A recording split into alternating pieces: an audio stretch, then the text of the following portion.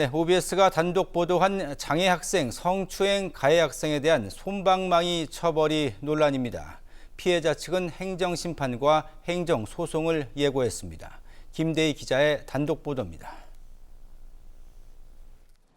인천 동부교육지원청이 4월 한 고등학교 복도에서 발생한 장애 학생 성추행 가해자 3명에 대해 사회봉사 6시간을 명령했습니다.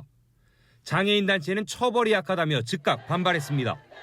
장애 학생인 경우에는 오히려 가중처벌을 하게 되어 있거든요.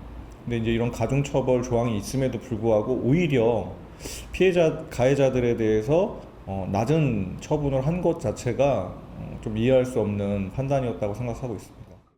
장애인 차별철폐연대 측은 전학까지 가야 했고 트라우마로 4주 이상 정신치료를 받은 뒤에도 후유증에 시달린다고 지적했습니다.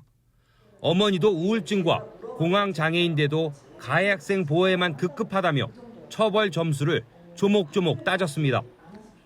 사건 이후 적극적 화해 시도가 없어 4점을, 장애 학생 성추행 심각성에 또 4점이 더해지고 장애가 있다는 걸 이미 알았다는 고의성과 지속성 등 최소 5점이 추가된다는 겁니다.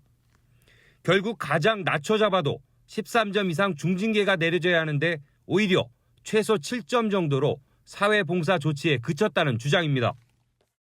제가 생각하는 결과랑은 완전히 엇나갔고 저도 제가 이제 점수를 더해봤을 때 주관적으로 6호 이상은 나와야 되지 않나라는 생각을 하고 있습니다. 교육청 측은 졸업 이후 2년 후까지 학교생활기록부에 학폭 내용이 남는 엄중한 수준이라고 밝혔지만 졸업 직전 심의를 거쳐 삭제시킬 방법은 많아 피해자 측 반발은 사그라들기 쉽지 않아 보입니다. 강제추행 혐의를 확인한 경찰은 검찰 보안수사 지시 이후 추가 피해와 삭제시킨 동영상 등을 살피는 것으로 알려졌습니다. 국회 보건복지위 등에 따르면 최근 전체 학폭은 주는 추세지만 장애 학생 관련 폭력 건수는 늘어 대책 마련이 시급합니다. 피해 학생 측과 장애인 단체는 인천 동부교육지원청 등을 상대로 행정심판뿐 아니라 행정소송도 진행한다고 밝혔습니다. OBS 뉴스 김대희입니다.